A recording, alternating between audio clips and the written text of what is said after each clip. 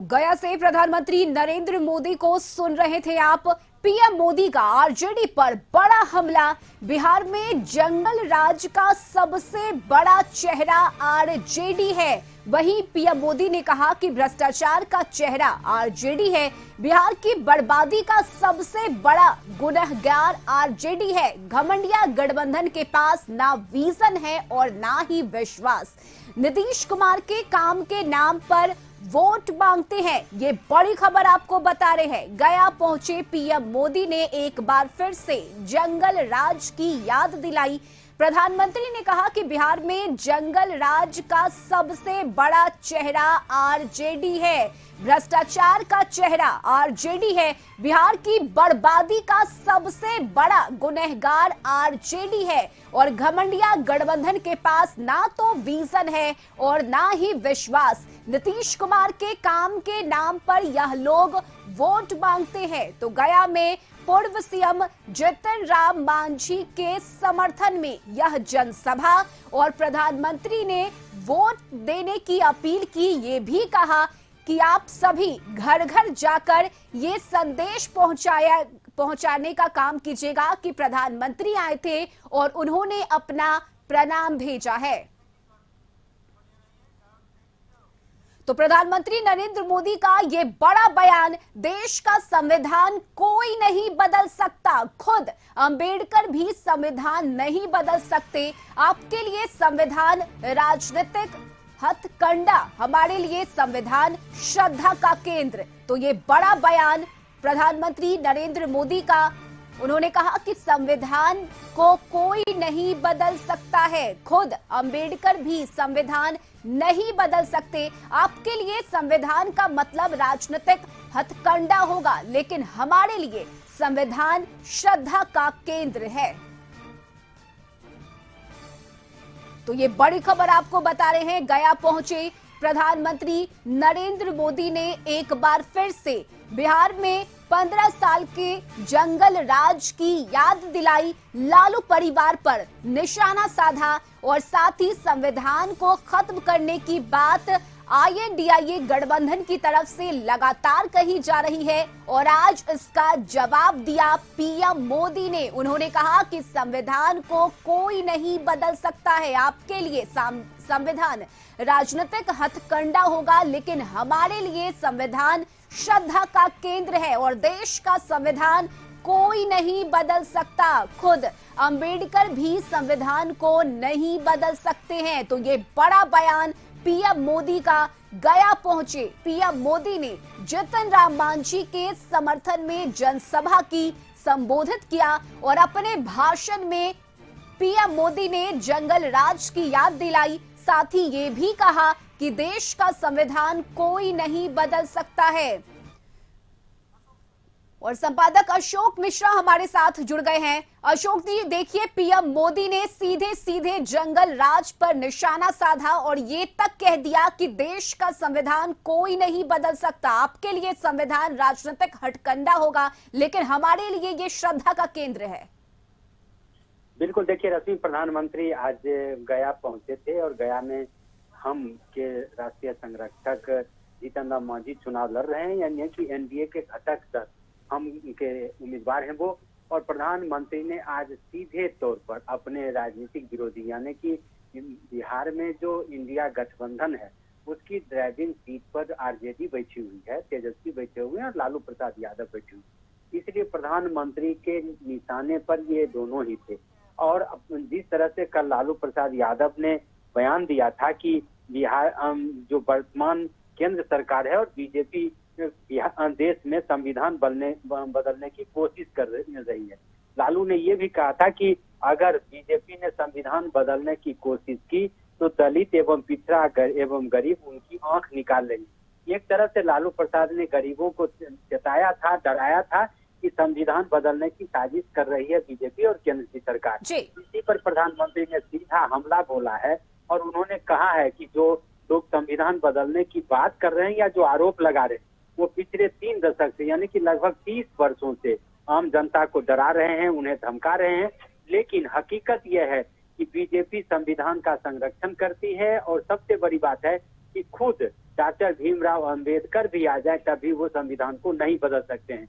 प्रधानमंत्री यही नहीं रुके, उन्होंने कहा कि भारतीय संविधान में जो भी अधिकार दिए गए हैं, बाबा साहब भीमराव अंबेडकर ने जो अधिकार दिए हैं, उस अधिकारों का संरक्षण और उस अधिकारों को दिलाने में बीजेपी और हमने अहम भूमिका निभाई है, यानी कि हमारी सरकार ने अहम भूमिका निभाई है। इसलिए उन्होंने चेतावनी दी है कि संविधान के नाम पर, संविधान बदलने के नाम पर गरीबों को डराना बंद करे और हम यानी कि केंद्र की सरकार और बीजेपी लगातार संविधान के संरक्षण के लिए काम कर रही है और दुनिया की कोई ताकत इसे नहीं बदल सकती। तो एक तरह से लालू के जो आरोप थे, उस आरोप का सिलसिलेवार तरीके से प्रधानमंत्री ने पलटवार किया है और जवाब दिया है और अपने समर्थकों को और देश की जनता को यह संदेश देने की कोशिश की है कि बीजेपी पर जो राजनीतिक विरोधियों द्वारा आरोप लगाए जा रहे हैं, ये कहा जा रहा है कि ये संविधान विरोधी है और ये भारतीय संविधान को बदलना चाहती है, ये एक बिल्कुल बेबुनियाद है। इस आरोप में कोई दम नहीं है और सिर्फ उनके राजनीतिक विरोधी इसका राजनीतिक लाभ लेने के लिए इस तरह का बयानबाजी कर रहे हैं, यानी कि लोगों को भ्रम में डाल रहे हैं। जी चलिए, बहुत शुक्रिया अशोक जी आपका तमाम जानकारी के लिए। और गया से इस वक्त सहयोगी गौतम भी हमारे साथ जुड़ गए हैं। गौतम, देखिए, पीएम मोदी गया में अपने संबोधन के दौरान लगातार हमलावर नजर आए। जंगल राज की उन्होंने याद दिलाई। संविधान को लेकर जो आरोप लगाए जा रहे थे केंद्र सरकार पर, उन आरोपों का पीएम मोदी ने जवाब दिया और इस दौरान जो भीड़ वहां थी समर्थकों की, जो बीजेपी कार्यकर्ताओं की, उनमें भी एक जोश देखने को मिला। वो आवाज पीएम मोदी के भाषण के दौरान लगातार सुनाई दे रही थी।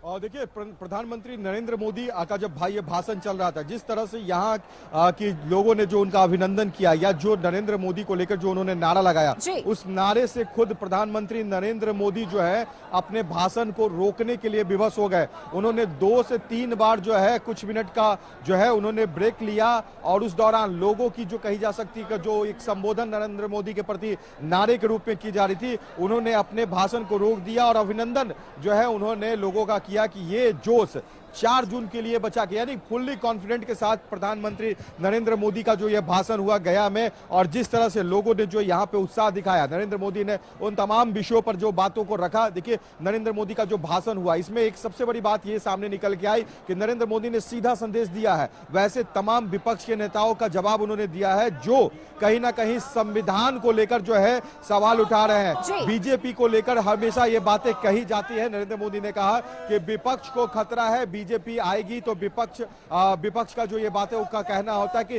संविधान को जो है वो बदल देगी, संविधान को खतरा।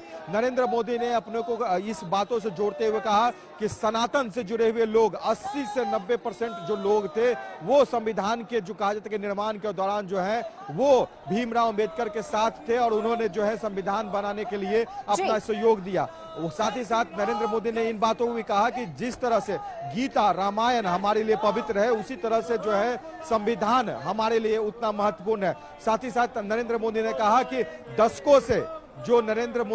दशकों से जो है संविधान के नाम पर डराने की जो कोशिश हो रही है, राजनीति हो रही है और राजनीति के रूप में जो है संविधान को शस्त्र के रूप में जो है विपक्ष उपयोग कर रही है बीजेपी के खिलाफ। विपक्ष की इन बातों से अब जनता को जो है समझना होगा कि संविधान के प्रति किसी भी तरह से बीजेपी का जो मंशा है वो कहीं से भी कोई बदलाव को लेकर नहीं है। जिस तरह से गीता और रामायण को पवित्र मानती है, उसी तरह से बीजेपी संविधान को भी पवित्र मानती है और संविधान को बीजेपी ही क्या भीमराव अंबेडकर भी जो है वो बदल नहीं सकते। तो जो भी संविधान को बदलने की बात अभी जो लालू प्रसाद यादव ने जो बीजेपी पे आरोप लगा के कहा, उसका यहाँ पे नरेंद्र मोदी ने जवाब दिया है और लोगों से ये साफ कहा है कि उन तरह की बातों में ध्यान ना दे। गुमराह करने की कोशिश जरूर हो रही है मगर उन बातों पे जनता ध्यान ना दे। बहुत सारे लोग यहाँ पे मौजूद है और लोगों ने जिस तरह से यहाँ पे नरेंद्र मोदी का जो नारा लगाया, नरेंद्र मोदी 2 से 3 बार जो है वो खुद रुक गए थे और लोगों का जो ये नारा जो लगाया जाता बहुत ही जोरदार नारा हुआ था जिससे नरेंद्र मोदी बिल्कुल। गौतम, आपके पीछे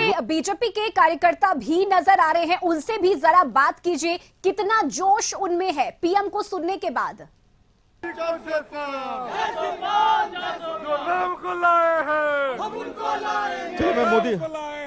मोदी जी ने एक बात कह दिया कि जो भी कैंडिडेट है वो उनके लिए है। नरेंद्र मोदी जी को हाथ को मजबूत करें। गया से माझी जी हैं, क्या जनता का भरोसा है? माझी जी को इस बार वोट पड़ रहा है या नरेंद्र मोदी को? जनता नरेंद्र मोदी को देखकर वोट कर रही है कि भारत में एक मजबूत राष्ट्र बने भारत, और भारत का विदेशों में झंडा फहरे। और मोदी जी इस बार 400 वोट से 400 सीट से जीत रहे हैं। अपने भाषण में उन्होंने अंतिम समय में ये बात कहा, संविधान पर जो खतरे की बात जो है वो कही जा रही है, उस पर जो है लोगों से उन्होंने अपील किया कि बीजेपी की कोई मंशा नहीं है। संविधान को जिस तरह से गीता की तरह वो मानते हैं, रामायण को तरह मानते हैं, उसी तरह से संविधान। बिल्कुल संविधान के बारे में जो विपक्षियों के द्वारा जो खुद भ्रष्टाचार में लिप्त है, जो हमेशा परिवारवाद का काम किए हैं, दूसरे का जमीन लेकर नौकरी देने का काम किए हैं, वही लोग आज जनता के बीच में बोल रहे हैं कि संविधान को खतरा है।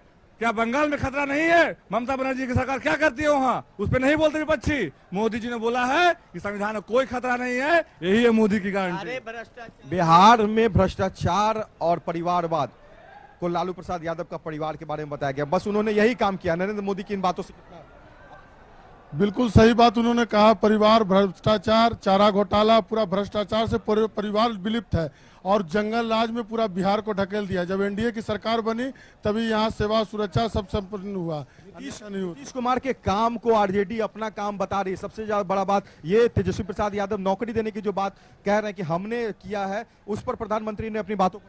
अच्छा, मैं ये आपसे पूछना चाहता हूँ कि सरकार का मुखिया कौन होता है? मुख्यमंत्री। मुख्यमंत्री का शासन चलता है और उनके शासनकाल में अगर नौकरी दिया जाता है तो ये आप विपक्ष वाले ये ना बन जाए कि मैंने नौकरी दिया।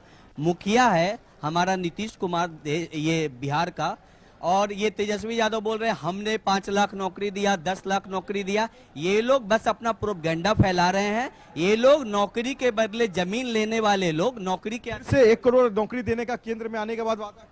आपको ऐसा लगता है कि 1 करोड़, ये लोग 1 लाख भी नौकरी अगर दे दे बिहार में?